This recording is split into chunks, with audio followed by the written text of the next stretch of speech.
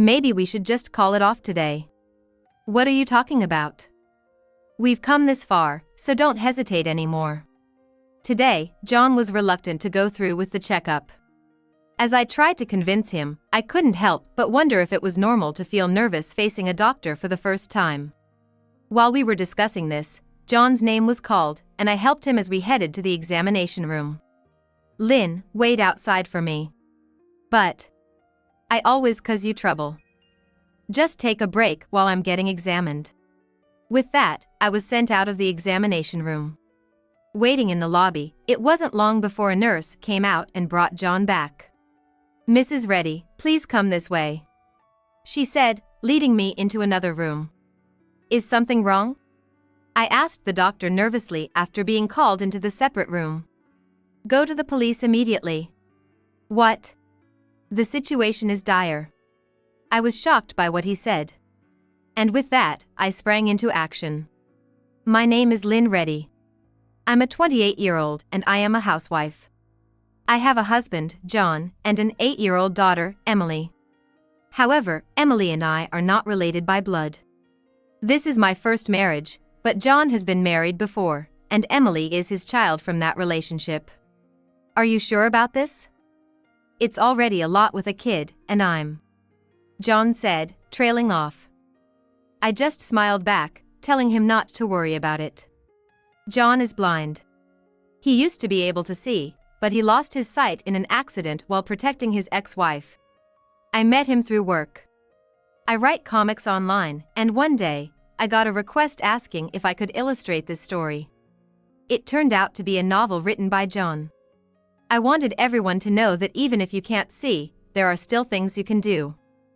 Besides, if I don't work, I can't support Emily. The story was filled with his experiences after becoming blind. Moved by his story, I was thrilled to adapt it into a comic. Then, the editor contacted me. The author of the novel would really like to meet you.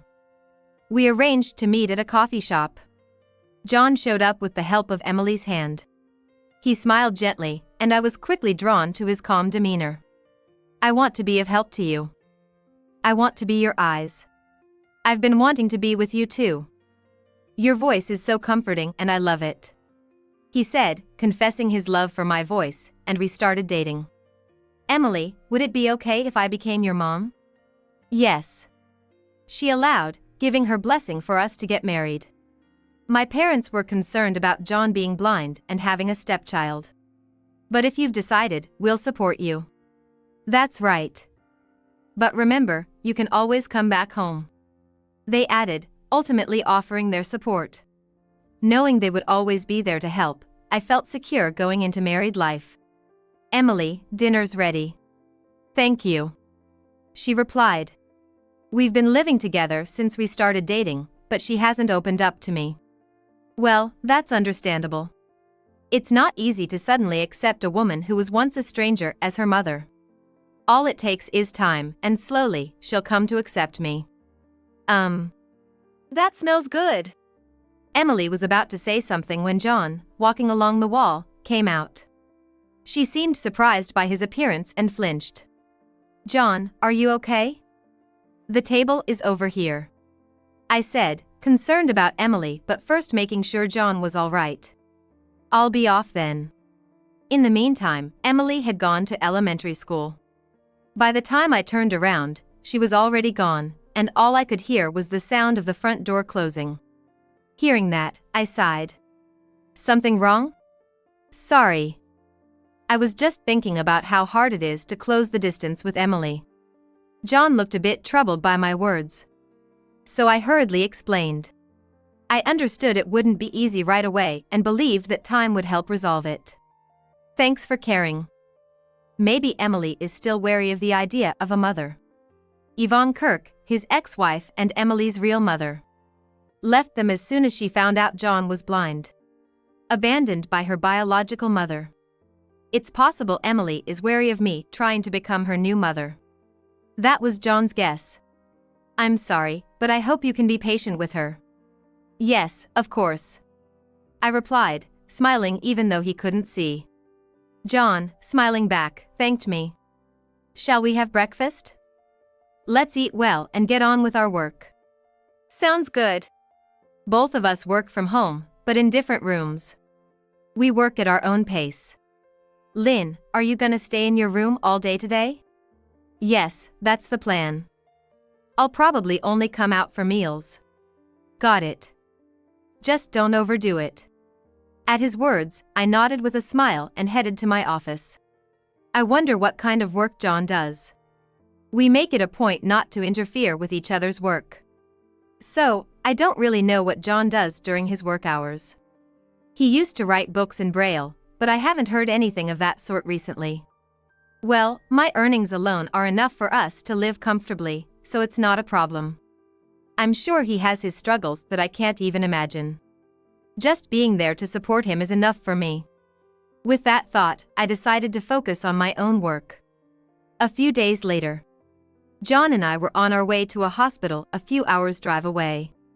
Lynn, I know you're busy, sorry about this. Don't worry about it. I want to help. Honestly, I think it would be better to go to a big hospital closer to home instead of coming all the way here. But John seems to have his reasons for insisting on this hospital. A childhood friend of mine works here as a doctor, someone who knows my situation well.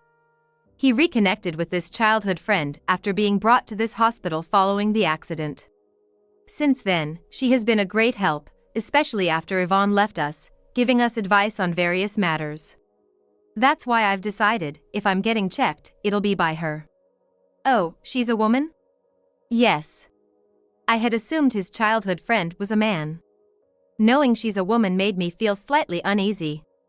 Even if it's just for a medical examination, and they are strictly doctor and patient, the idea of going out of our way to see a female childhood friend bothers me a bit. What kind of person is this childhood friend? She's very kind.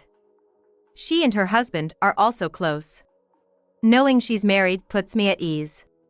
A married woman wouldn't do anything inappropriate. Then, John and I entered the hospital together. It's nice to meet you, Mrs. Reddy. I'm Anna Nishimiya, John's attending physician. Anna introduced herself with a gentle smile. She was very beautiful and looks very kind. It must be tough for you too, adjusting to a new lifestyle can be exhausting. If you ever need someone to talk to, I'm here.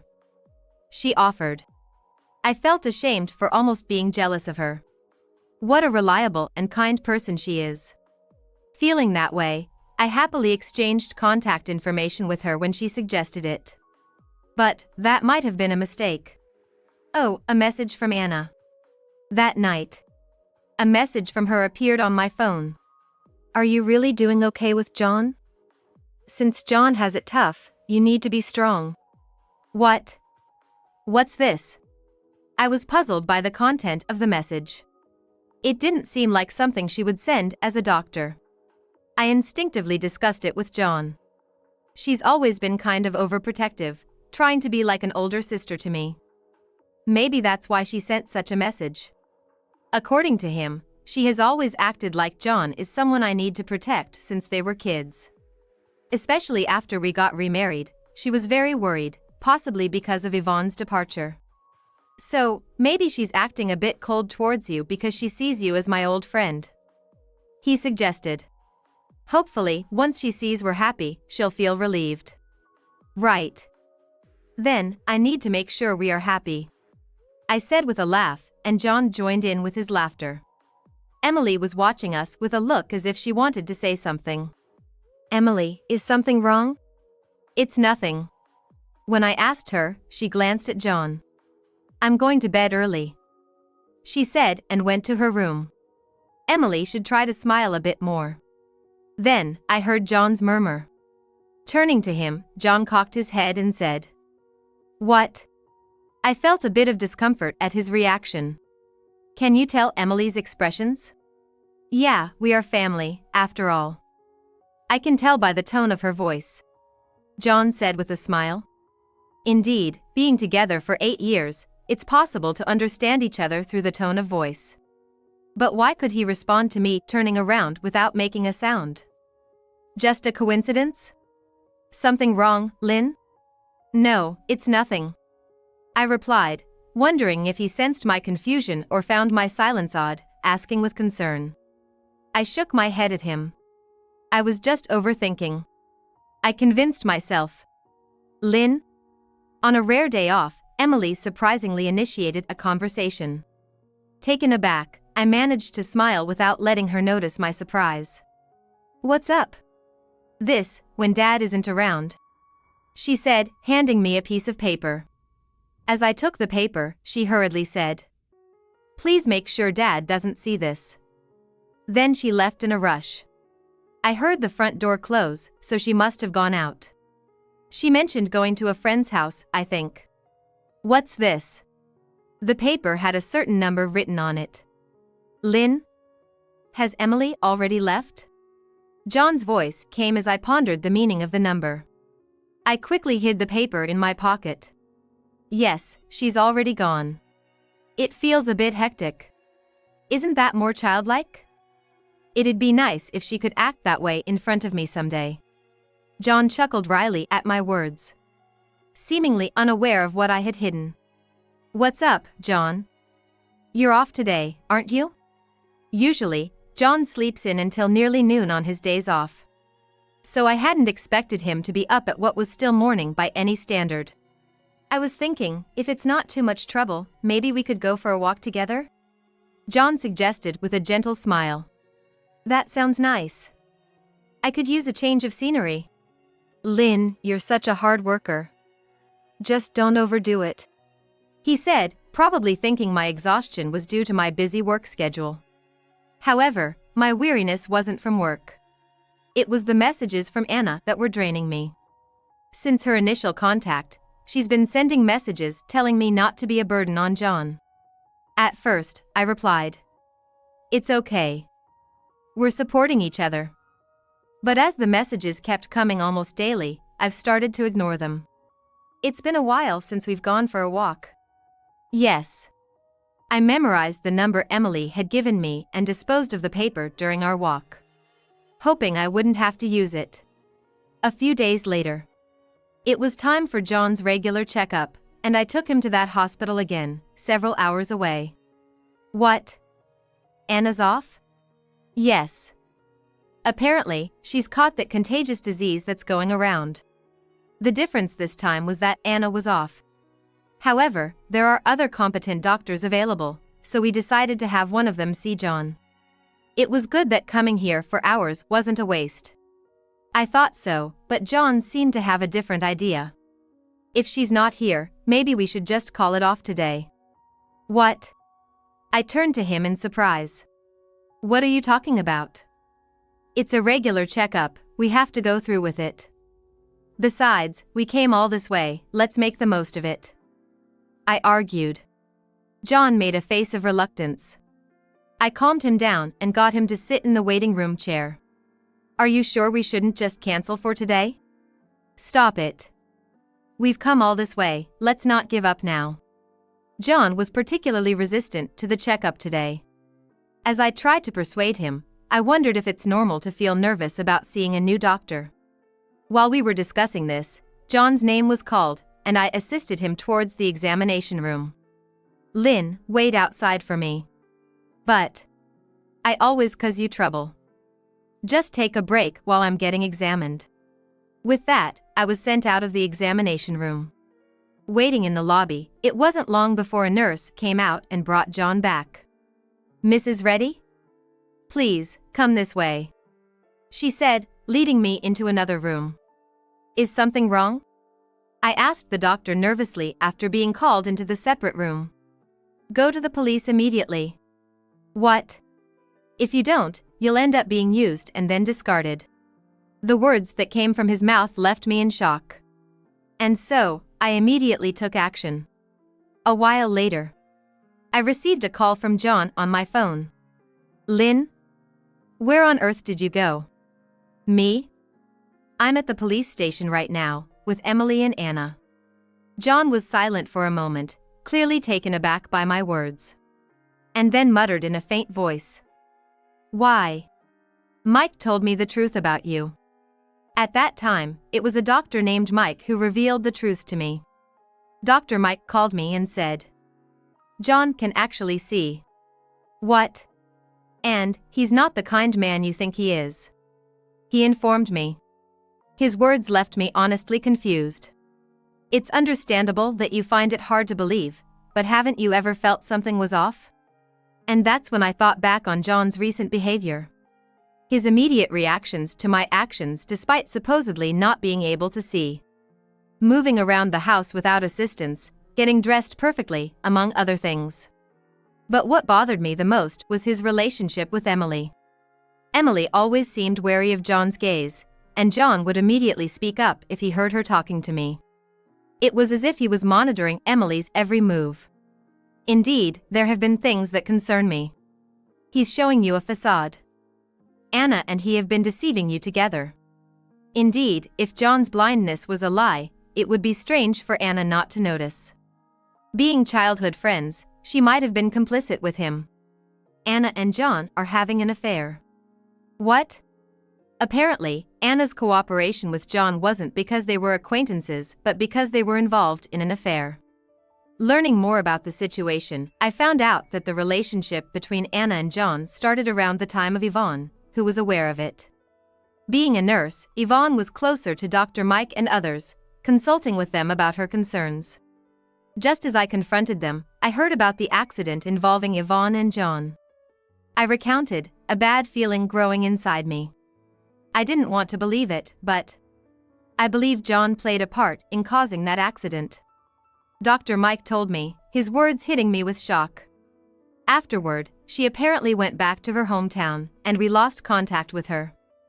I've heard that Emily was taken in by John. Yes, she's actually living with me now. John probably took in Emily for child support and to gauge how much truth she knows. That's probably why he was checking on us whenever we talked, making sure not to say anything unnecessary. Realizing this, Emily wouldn't open up to me and seemed to be running away from John. I can hardly believe it, but some things do make sense. I wish we could contact his ex-wife, but she seems to have changed her contact details. That's when I remembered the phone number Emily gave me. Actually, Emily gave me a certain phone number. I revealed, deciding to call it to discover the truth. The call was answered by Yvonne, just as I expected. I told John, he fell silent. Ignoring John's silence, I continued my story. She was being monitored by your parents, but still wanted to maintain a connection with her daughter, hence she gave Emily a contact number for a phone you guys didn't know about. Emily didn't have her own smartphone and she couldn't use the landline without John watching. The only person she could reach out to was me. So she passed me the number. Being a nurse, she's observant. She found a time when your parents' surveillance was lax and escaped. What? What are you doing? John's voice, irritated in a way I'd never heard before. He revealed his true self. And that's why I contacted Emily's school, and now, we're all at the police station. In front of me, a mother and child are having an emotional reunion. Seeing the two of them like this almost brings me to tears too. Sticking your nose where it doesn't belong. What's sticking my nose? I did what any decent person would do. Yvonne and Emily both thanked me through their tears. What I felt seeing that was intense anger. Anger at the selfish actions that tore a family apart, at the deceit for personal gain. And the novel that moved me was built on lies. Learning this truth, I was so furious. She has proof that she was confined by your parents, and with Dr. Mike's medical report, we can prove the disability benefits you received under the pretense of being blind were fraudulent. Why would you do this? You enjoyed our life together, didn't you? Indeed, I had felt happy with him. I married him because I loved him more than anything. So, you were just laughing at me, right? John fell silent again after I said this. Actually, before going to the police station, I had stopped by our house and peeked into his office. I thought I might find evidence of his affair. What I found was, there were messages between you and Anna, mocking me. It was messages which I was called oblivious and easy to manipulate. Anna had asked him, "Why did you choose such a woman?" He had replied, "For the money. She's simple, moved by my novels." He chose me because I had an income as a webcomic artist and because I was simple enough to be moved by his stories. I was thoroughly underestimated. To that, John had the audacity to say, "It couldn't be helped." What could possibly not be helped? As I pondered this, he started to explain unasked. "I never wanted to do this. But I desperately needed the money, and the only person I truly love is you, Lynn. Do you really think I can believe those words? After you plan to get rid of me?" What? You saw that too? Yes, in addition to the messages with Anna, he had been planning to dispose of me. John lived a life of luxury without working. Couldn't forget such a lifestyle and had set his sights on me as a new source of income. Being a webcomic artist with a good income and working from home made it easy for John to keep an eye on me. "So, you were planning to make it look like an accident once you were done with me?" "That was just a joke, I wasn't serious." "It didn't seem like a joke to me. That's why we all rushed to the police," I said, to protect myself from potential threats to my life and to expose their fraud. Emily was there to be protected from John, and Yvonne was there to file a report for defamation and the confinement and lies spread about her. "You're finished now. The police are on their way to you," I informed him. He cursed under his breath, seemingly panicked. Shortly after, I heard Dr. Mike's voice. "Running away is futile. John had attempted to flee and failed. It looks like it's over." I hung up the phone, hearing the police's voices on the other end. The police were likely heading to Anna's place, who was recovering at home, and John's parents' home as well. "It's all going to be okay now," I reassured Emily. "Thank you for letting me see my mom." She returned with a radiant smile. Her smile, which I had longed to see, filled me with joy. Afterward, Emily and her mother apparently went back to Yvonne's parents' home. A place far enough to require a plane ride, making it hard for John and his schemes to reach them. "Leave that man to me. I'll make sure he faces the consequences," I promised them, hoping to offer some peace of mind. With smiles on their faces, Emily and her mother returned to their hometown. As for John, he ended up in police custody due to this ordeal. Since the plan to harm me hadn't been carried out yet, it was considered insufficient evidence. However, the matters concerning the benefits and Yvonne were judged as malicious. As a result, John has been sentenced to prison time. Is that so? I'm glad to hear that. Today, I met with Dr. Mike to report about John. Upon hearing the report, he smiled in relief. "What about Dr. Anna?" "She's been charged for writing a false medical report."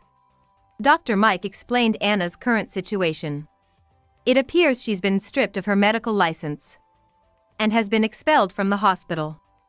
Furthermore, it's been discovered she was involved with multiple patients and was taking hospital supplies home without permission, leading to various charges from the hospital. Additionally, her husband has divorced her after knowing everything. Well, it's karma for her actions. "Lynn, you got divorced as well, right?" "Yes, naturally. My divorce from John was successfully finalized. A lawyer facilitated the process, and I've blocked all contact with him. It allowed me to divorce him without having to see him. I'm truly glad we could at least save you," Dr. Mike said with a smile. He seemed to have regretted not being able to save Yvonne before. Upon seeing me with John, he was determined to help this time and had been working behind the scenes. There wasn't proof of Anna conspiring with John, so I was biding my time, waiting for an opportunity to expose the truth about his site. To see through John's lies, we first needed to examine him. However, Anna always insisted on being John's doctor and never let anyone else take her place. So, I was waiting for the right moment, and finally, a golden opportunity presented itself. No matter how good his acting is, he can't fool a doctor's eyes, Dr. Mike said with a smile, as if to say he had accomplished his mission. "Thank you so much. If Dr. Mike hadn't told me the truth that day, I might not be here now," I said, expressing my heartfelt gratitude. "It's me who should thank you for believing in me," Dr. Mike replied with a smile. After a while, I noticed that Anna had been trying to contact me. I forgot to block her.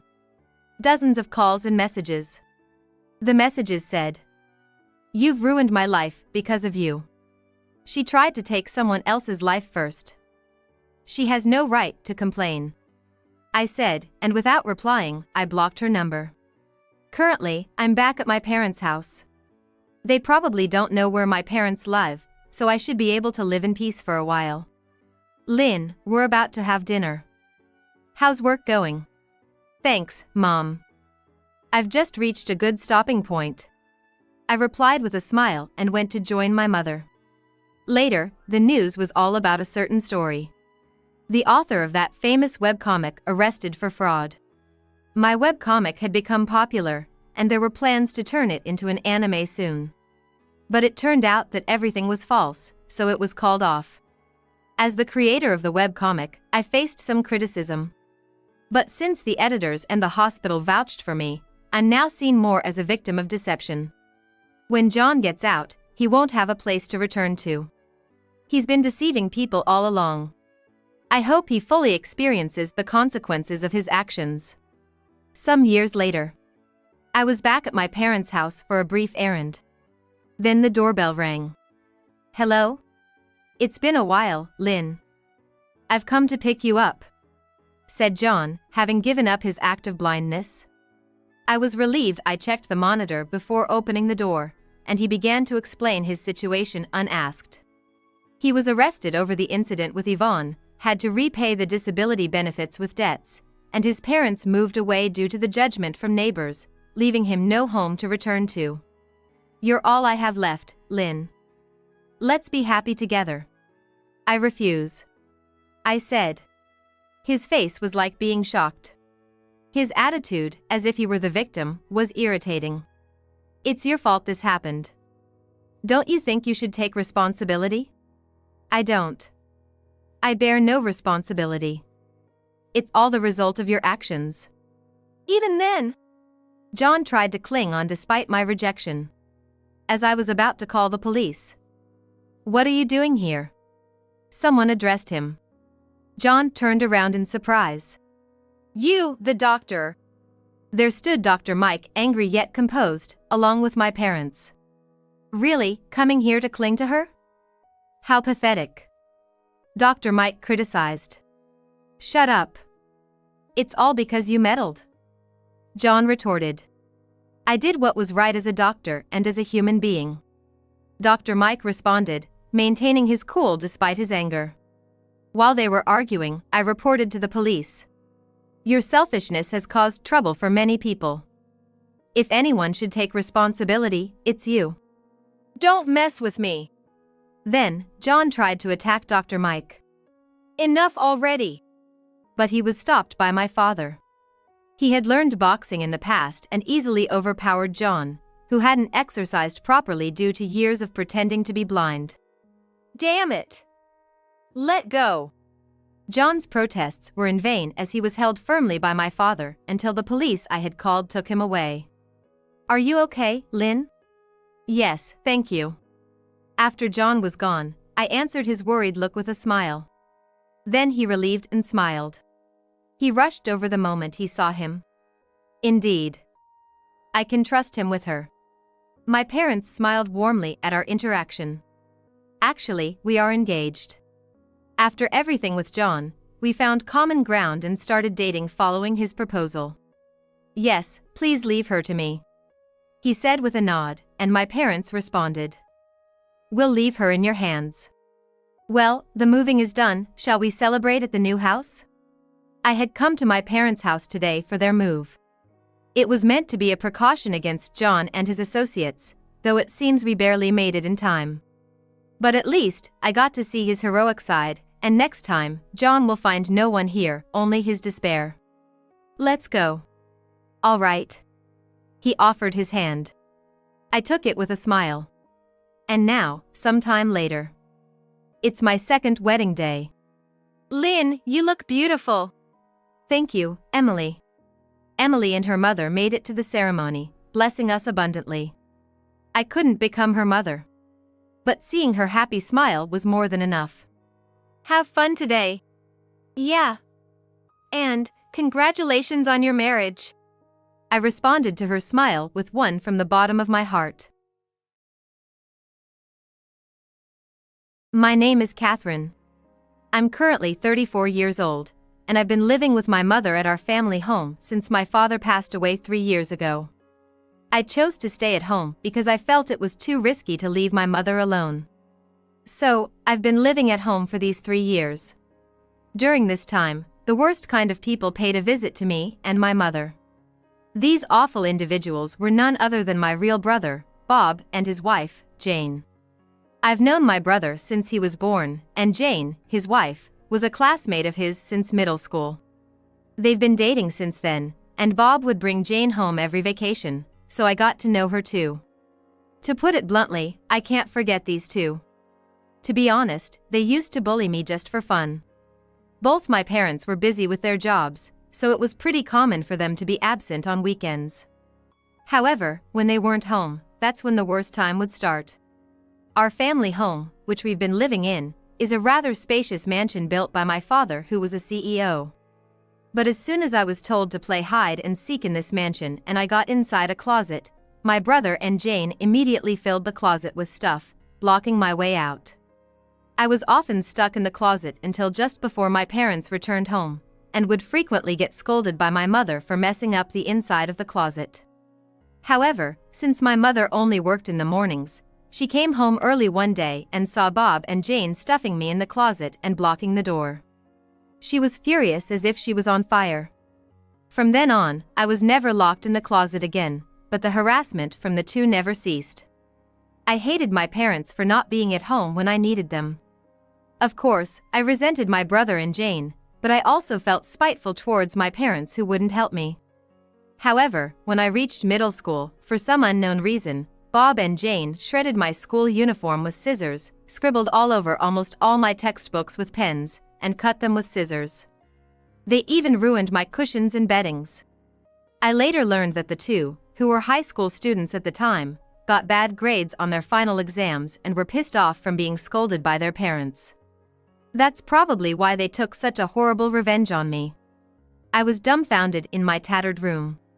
Why am I experiencing such a thing? Why won't anyone help me? I stood there, lost in those thoughts. Then, when I didn't come to the dining room even at dinner time, my mother, who came to call me, saw my room and screamed.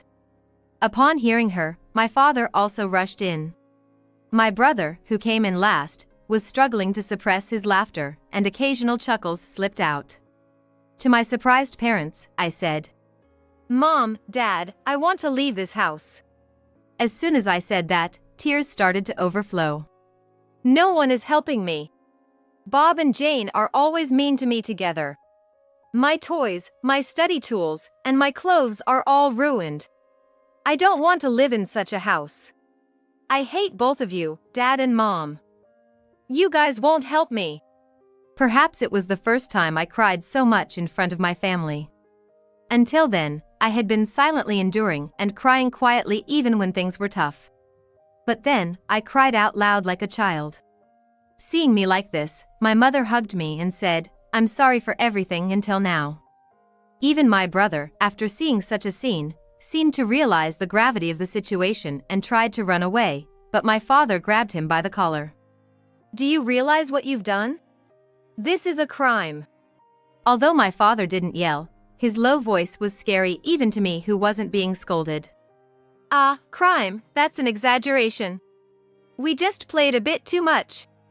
Destruction of property is a crime. You understand that you need to compensate for it, right?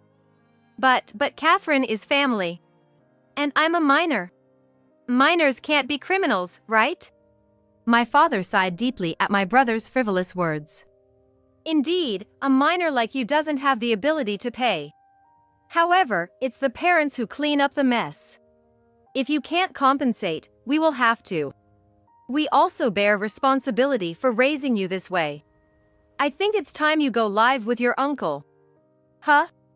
This uncle was actually my father's younger brother. He was a stern figure who absolutely despised dishonesty and was feared by all the neighborhood kids, kind of like a boogeyman.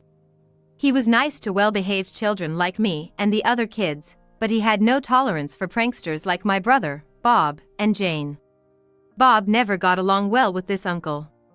No way! I don't want to live with Uncle. I promise I won't do this kind of thing anymore. I've heard that too many times. When you and Jane locked Catherine in the closet. When you two chased Catherine around. When you threw bugs at Catherine, knowing she's afraid of them. Each time we learned of your actions, we scolded you and you always promised to never do it again. But you did it anyway. We can't keep someone who hurts our family at home, even if they are family. Never set foot in this house again. With that said, my father took Bob by the scruff of his neck and dragged him away. Later, I found out that my father and mother had been angry at Bob's behavior. However, even after being scolded, Bob didn't seem to understand why he was being punished. He just continued his annoying antics against me. He must be beyond help. That's what I decided to think. There are idiots in the world who don't understand the most basic rules of society. I learned this from watching Bob and Jane. Originally, Bob planned to go to some university on our father's dime after finishing high school. However, our father told him, "Someone like you will just end up hurting others even in university," and so Bob ended up working at our uncle's company right after graduating from high school. However, it seemed like Bob desperately wanted to escape our uncle's place as soon as possible. As soon as he finished high school, he rented an apartment with Jane, who had also just finished high school, and they wanted to live together. They started their cohabitation life with the understanding that neither our parents nor uncle would help with rent or living expenses. And then, for some reason, Bob asked me to lend him some money. At the time, I had just entered high school and was not working part-time. All the money I had saved up, which used to be stolen by Bob when he lived at home, was fully reimbursed by my father and mother, as I had written it all down in a notebook. So, I did have the money that I had diligently saved up, but I had no intention of handing it over to him. To Bob's request, I replied, "Aren't you ashamed to be asking your high school sister for money? I'm not even working, so I don't have any extra money. There's no way I'm giving you any." After that, I told both my mother and father about Bob's attempt to borrow money from me, and they were angry and promised that they would not provide any further assistance. I thought that Bob and Jane should live on their own without relying on others. Since then, I have worked hard and went to college. I studied diligently in college as well, and after graduation, I joined a company where I continued to learn new things. I was so busy with my own life that I had completely forgotten about Bob. But just as I had forgotten about him, an invitation to his wedding arrived at our house. The bride was, of course, Jane, with whom he was living. Oh, so those two are finally getting married, I thought as my parents and I discussed whether we should attend the wedding of a family member.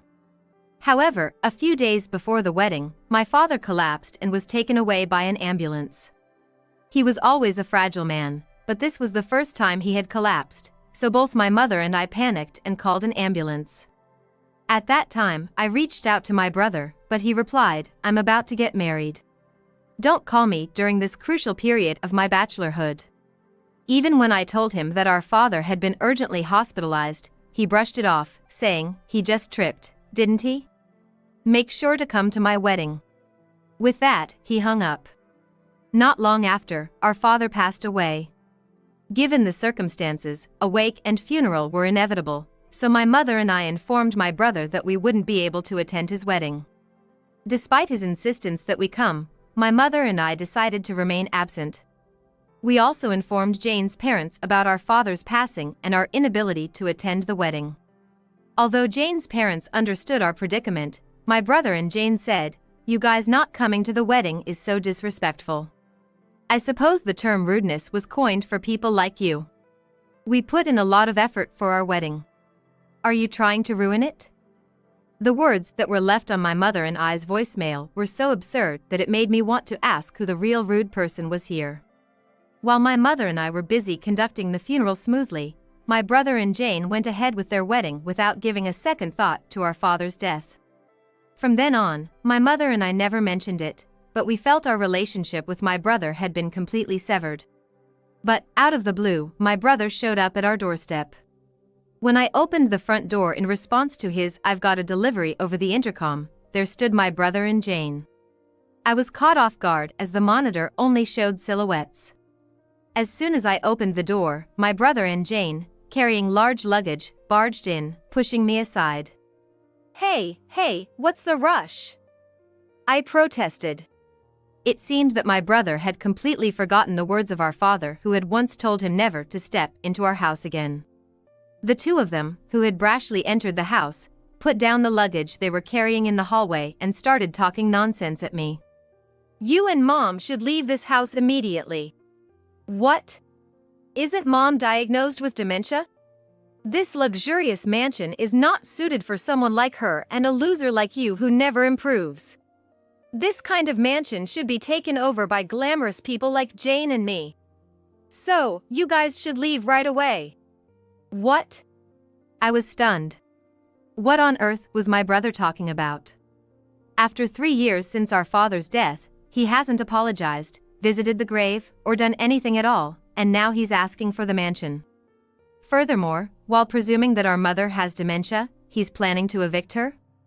I was left speechless. Then, our mother emerged from a room in the back. "Catherine, what's going on?" As my mother peeked out and saw my brother, she said something unbelievable. "Oh, who might you be? If you're a stranger, please leave," she said. Hearing this, my brother and Jane laughed mockingly at her. "See? This is how she is every time we call her. Her dementia must be getting worse. I'll leave it to you to take care of Mom. You can have Mom. I'll take the mansion. After all, I'm the eldest son, so it's only right that I get the mansion."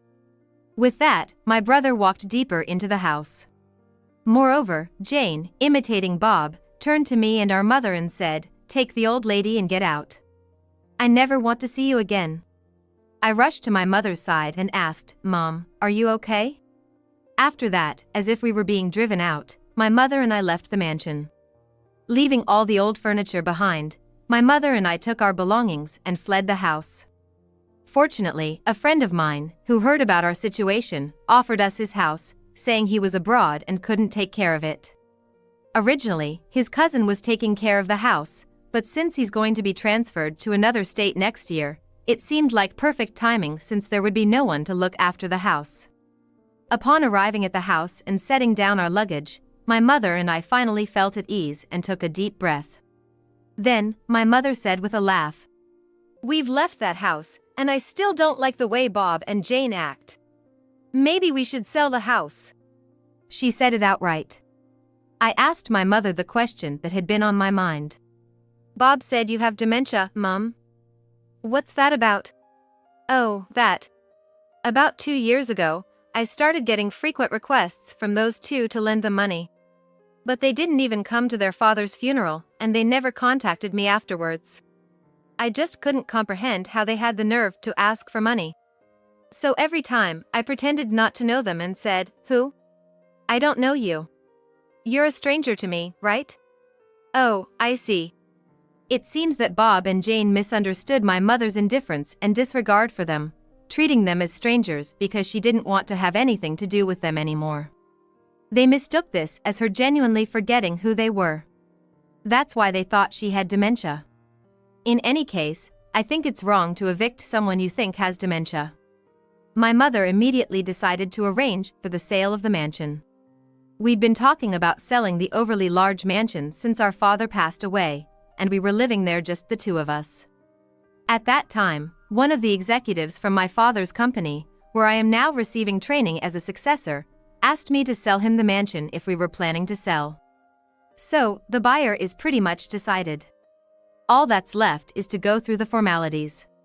When I talked to a real estate acquaintance and explained the situation to the executive of the buyer, they agreed that if we left Bob and Jane alone, the house would be in serious trouble, and something needed to be done quickly. And then, a week later, my smartphone rang incessantly. My mother's phone was the same. There were many calls from Bob to my mother's phone, and from Jane to mine. They both probably wanted to tell us the same thing, But we found it amusing and decided to ignore them for 30 minutes, and we just enjoyed our tea. As we chatted, an hour passed without us noticing, and it seemed like Bob and Jane had been trying to reach us the whole time. When I finally answered the call, Jane exclaimed, "Finally. Why didn't you answer immediately? There's a big problem. The house has been taken over." Wait. Didn't you two take over the house? I think we're the ones who should be saying that we've been taken over, I responded. No. Bob and I took over this mansion, but now strange people have come and are demanding that we leave. They just barged into the house and are trying to kick us out. Our mansion has been taken over, she exclaimed. I couldn't help but burst out laughing. I really wanted to tell her that they were the ones who invaded the house in the first place and were unlawfully occupying it. Chuckling a bit, I replied, "You're talking about taking over, but you're not even the legal owner. My mother, who was the rightful owner, has sold the house to a new owner. So, strangers who have no connection at all should quickly move out." What? She sold it? This mansion? But this mansion belongs to Bob, she responded in shock. When did anyone ever say that? I asked. Well, no one said it, but Bob is the eldest son. Isn't this house, this property, and his dad's company eventually going to belong to him? And I'll be living elegantly as the wife of the CEO in this mansion. Despite all of that, Jane was frantic. I burst out laughing again. The fact that she thought that just because he was the eldest son, he would automatically receive the mansion and become the CEO of the company his father used to run was astonishing. Such naive thinking. Given Jane's staunch belief, Bob probably also believed that he would inherit both the mansion and the company, even though no one had ever promised him that. Again, I laughed at Jane's words. Bob as a CEO? You as a CEO's wife? How can you even dream of such things? You're both still working as low-level employees at the company where you first got picked up, without ever studying to succeed the business. She probably didn't expect to be ridiculed. Stunned by my words, Jane retorted, "What? In that case, I'll inherit the company from Uncle." I laughed even more. You should at least check your company's personnel announcement. As for my uncle's company, his cousin's son became the president last month. What? So, there's no way for Bob to become CEO, and I can't be a CEO's wife? Jane was in disbelief. That's correct. Can I hang up now? I don't think I need to talk to strangers anymore, I replied. Wait. Please, Catherine, give us some money, Jane pleaded. Well, goodbye then. I ended the call. I later heard from Uncle about what happened next.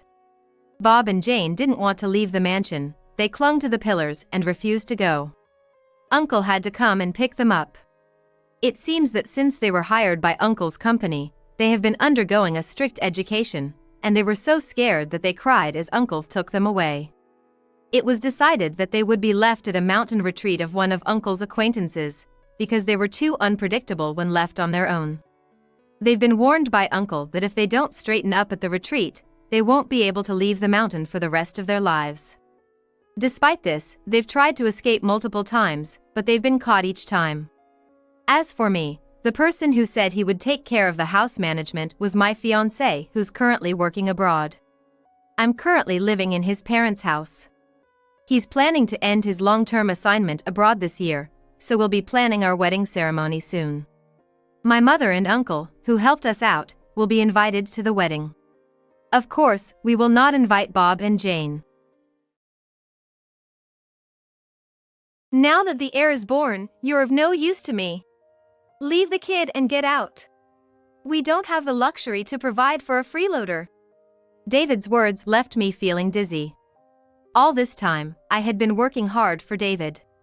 But all that awaited me were his harsh words, treating me like an object. Just because he's my husband doesn't mean he gets a free pass for everything. David crossed a line that should never be crossed as a human being and a husband. That is something I can never forgive. Slowly, I could feel my feelings for David cooling. What remained was nothing but resentment towards David. That's why I decided to make David's life a living hell. My name is Karen Connolly, a 38-year-old homemaker. I live with my husband David. David's family runs a well-known resort hotel. Currently, my father-in-law manages the business, but David is next in line. David is busy every day trying to become a competent manager. Of course, I fully understand how challenging it is to be a business owner. Thus, I had been striving every day to support David as his wife in the future. In the midst of this, I became pregnant with David's child. David has no siblings, and since this child is our first, if it's a boy, he would definitely be David's successor. When David heard the news of my pregnancy, he was overjoyed. Finally, I'm going to have a child. You must give birth to a boy. I couldn't sleep well out of worry because we didn't have an heir. His words seemed to suggest that a child of any other gender wouldn't be valuable. It took us a while to have a child, and before we knew it, I was already 38. Whether or not we could have another child was uncertain. Maybe he said it unconsciously, but David's words weighed heavily on my heart. I must give birth to a boy. But what if it's a girl? Overwhelmed by such fears, I attended regular health checkups. David never once accompanied me to these checkups. Of course, he's busy with work and often out of the house, but even on his days off, David would just relax at home and never offered to drive me to the hospital. Alone, battling my fears, I went to a regular checkup that day. Then, it was confirmed that I was pregnant with a boy. In that moment, I felt as if a weight had been lifted off my shoulders. I had successfully become pregnant with a boy. From then on, I did my best to ensure a healthy birth.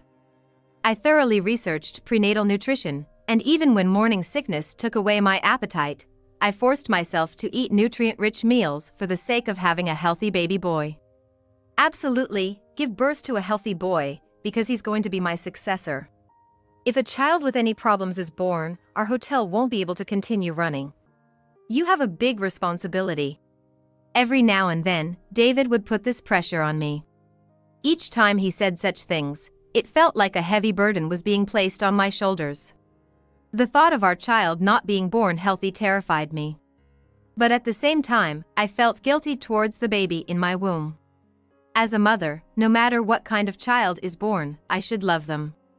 Yet somewhere inside me, I harbored feelings like, you must be born with a healthy body. Towards my unborn child, I felt as if I was projecting my own burdens. Whether it was due to mental stress or not, my health continued to decline. My morning sickness was so severe, I often found myself throwing up shortly after eating. According to my in-laws' belief that families should dine together, David always made sure to be home for dinner after finishing his work. The usual routine was him eating the dinner I prepared, then relaxing afterwards. But lately, as soon as I eat dinner, I feel a wave of nausea and end up rushing to the bathroom, hand over my mouth. It's been happening more and more. Seeing this, whether out of annoyance or concern, David always sighs and says, again? Getting all dramatic about how sick you feel just ticks me off. I get it, pregnancy is tough, right? But doesn't that seem a bit over the top? Women all around the world go through the same struggles and get over it just fine. Why can't you handle it like everyone else? You lack a sense of responsibility as a wife. I'm sorry. David scolded me almost daily. After throwing up, the fatigue was already unbearable. Yet, when I came back, I'd be showered with harsh words from David. My physical illness was compounding the fragility of my mental state. David's words, flung at me during those moments, often brought tears to my eyes. Do you think crying will solve everything? What you're doing is failing as a wife. A wife should try to create a comfortable home environment for her husband. I'm scolding you because you're so immature. But crying about it, really? Looking into my teary eyes, David let out a deep sigh. I understood that it was pitiful to cry over such matters. I knew that as David's wife, I needed to pull myself together. I understood it in my head, but my heart wouldn't follow. On the contrary, in my heart, I blamed David, wondering, why can't you be more supportive? Despite the fact that David was working hard at his job. The pressure of being the heir to a famous hotel chain must have been daunting and strenuous. And yet, I was constantly disappointing him. His words, "You're failing as a wife," stung me deeply. And that sting, like a stake driven into my heart, didn't go away. In fact, every day, more stakes were driven in, and my heart was screaming that it had reached its limit. Despite everything, I did my best to support David in my own way. The baby in my belly was growing steadily, and the doctors said the progress was good. But giving birth doesn't mean it's over. In fact, thinking about having to raise a child made me realize that this was just the beginning. And that's why I tried to motivate myself to work harder. David didn't accompany me even when buying baby supplies. He always had different reasons. He was busy with work, had social commitments, wanted to relax at home, and so on. Seeing this, my mother-in-law offered to help. She drove me around in her free time to buy things for the baby. "Karen, I'm so sorry about this. David can be so thoughtless." My mother-in-law apologized every time we met. But I knew David was on the path to becoming the manager of a well-known resort hotel. I knew it would be difficult for him to find time since before we got married. Yet, his repeated actions that showed a lack of awareness as a father were certainly disheartening. Despite all the pain, I kept on going. Finally, my labor pains began and I was admitted to the hospital. However, even during my hospital stay, David didn't visit me at all. "I'm sorry you're feeling lonely. I told him to take a break from work and spend some time with you, but it seems he can only think about work," my father-in-law said apologetically. I understand that the heir to such a position must face various concerns. Indeed, as the heir, there could be concerns to be had. But to not even come see his hospitalized wife's face, what's that about? David only came for the birth. He wouldn't even hold my hand as I writhed in pain. Just stood by, merely watching. How lonely that made me feel. Even so, our baby was born healthily. The first cry echoing in the delivery room. Hearing it, I almost felt like crying myself. After the birth, things calmed down, and I was alone with David in the hospital. Since it was the first time in a while we were face to face, I was thinking about what to talk about when David said, "I have something to tell you." As I cocked my head, wondering what it could be, David began to speak. And then he said something outrageous. "Now that the heir is born, you're of no use to me. Leave the kid and get out. We don't have the luxury to provide for a freeloader." I felt dizzy at David's words. Of no use? Leave the kid and get out? Freeloader? What is David saying? I've been trying so hard for David's sake. I felt like something I had been holding onto for years was slowly slipping away. It was my love for David. Seeing him smiling smugly after betraying me so cruelly, anger began to well up within me. I won't feel satisfied until I thoroughly bring David down. I will do everything I can to make sure of it. With that resolve, I decided to take action. If that's the case, fine. On the day of discharge, I'll leave the kid and go, okay? I asked with a smile. David widened his eyes, perhaps not expecting me to agree so readily. Of course, I wasn't just saying those words for the sake of it. I truly believed it would be okay to do so. That's a relief you're quick to decide. Don't worry, I'll explain everything to our folks. After we get home, let's go through the attorney for the divorce proceedings. David, who initially seemed surprised, realized I was serious, breathed a sigh of relief, and said that with a smile. Of course, I didn't say that without a plan. Rather, I was convinced that by doing this, I could surely give David a nightmare. David didn't come to see me at all until the day of my discharge. He didn't even participate in the workshops planned by the hospital. While I had expected as much, I couldn't help but smile at his thoughtlessness. David really doesn't think things through. After a while, the day of my discharge finally arrived. I came back home carrying the baby. Then there it was, paperwork from the lawyer that David must have prepared in advance. "Can you fill them out quickly? Don't tell me you've changed your mind. I'm all set to get a divorce." I won't say anything like that. I put the baby to sleep, feeling irked by David's words, and quickly filled out the paperwork. David had already filled in the parts he needed to, so the papers were soon completed. Well then, goodbye. Thank you for everything, I said. Then, I returned to my room, took only the bare minimum of my belongings, and left the house. Then, I decided to stay at my parents' house for a while. Seeing me arrive with nothing but the clothes on my back, my parents were worried. But as I explained that I had my own reasons for everything, they said nothing and served me a warm meal. After spending a pleasant time with my parents, the night grew late, and I decided to go to bed. Being quite tired, I was able to fall into a deep sleep immediately. But a few hours later, I was jolted awake by the shrill sound of my smartphone.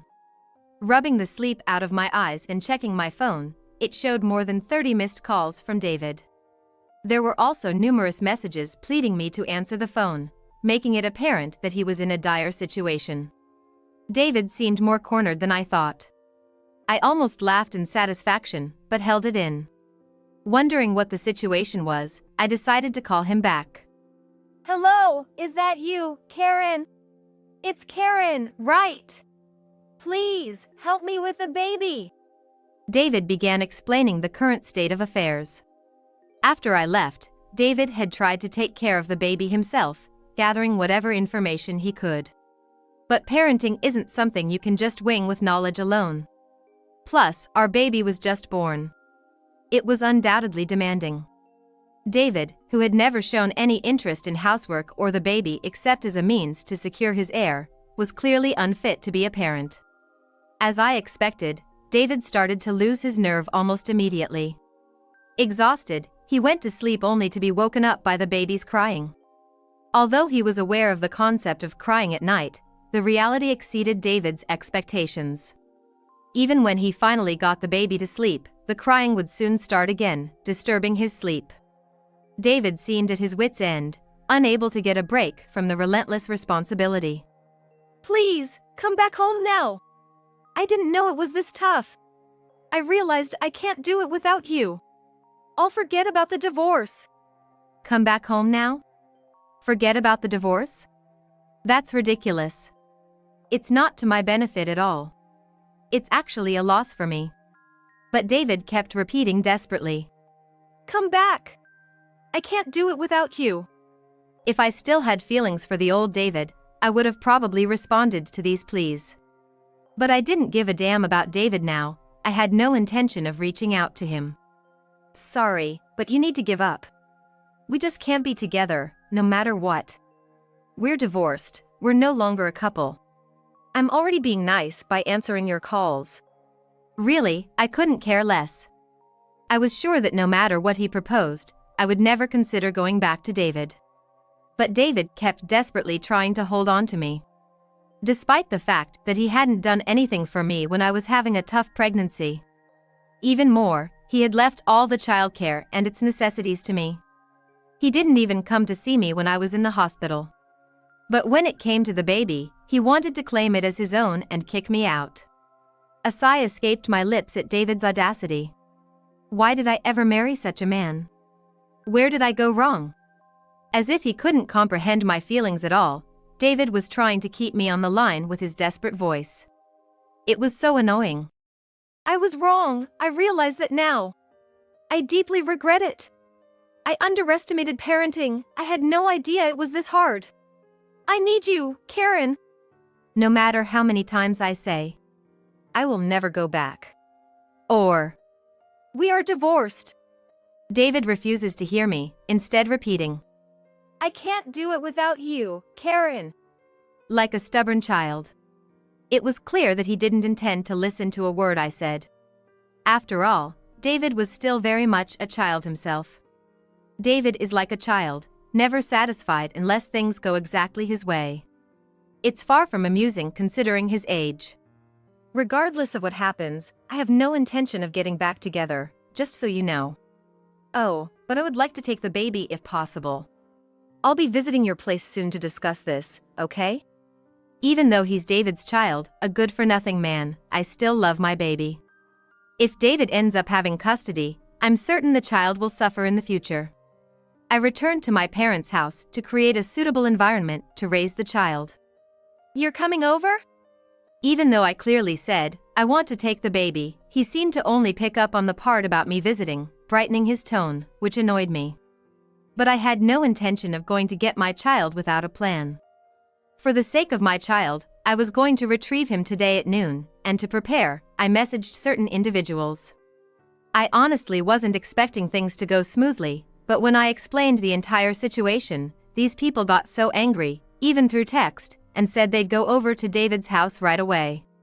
With that, all the necessary players were in place. Now, all I had to do was go to David's house.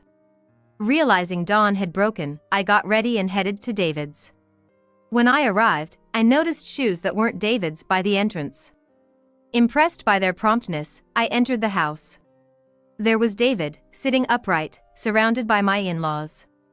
Upon noticing me, my mother-in-law acknowledged my presence and gestured for me to sit on the sofa. David stared at me as if pleading for help. Yes, the people I had called were my in-laws. I told my in-laws everything that had happened.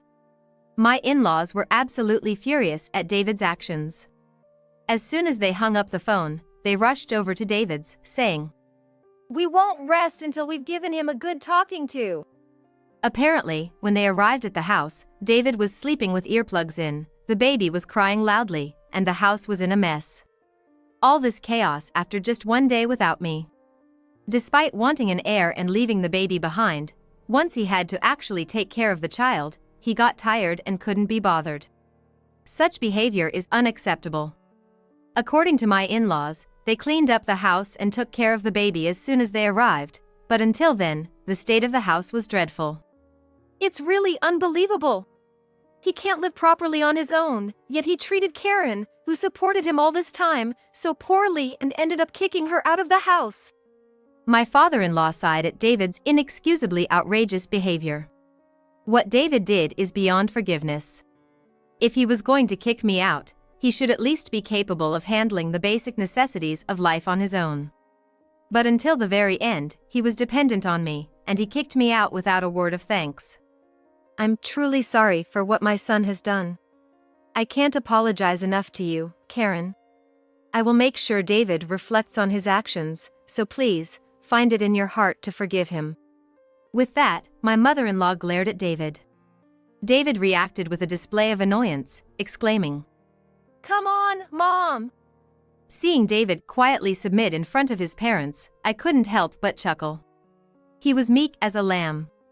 A stark contrast to the bullying attitude he had when it was just the two of us, and his repeated disrespectful remarks. Enough! Apologize to Karen now. My father-in-law yelled, causing David to flinch. My father-in-law glared at David with a piercing gaze. Startled by this, David blurted out, I am truly sorry. I'll change, I promise. Please, forgive me." in apology. His demeanor was so comical that I nearly burst into laughter right there.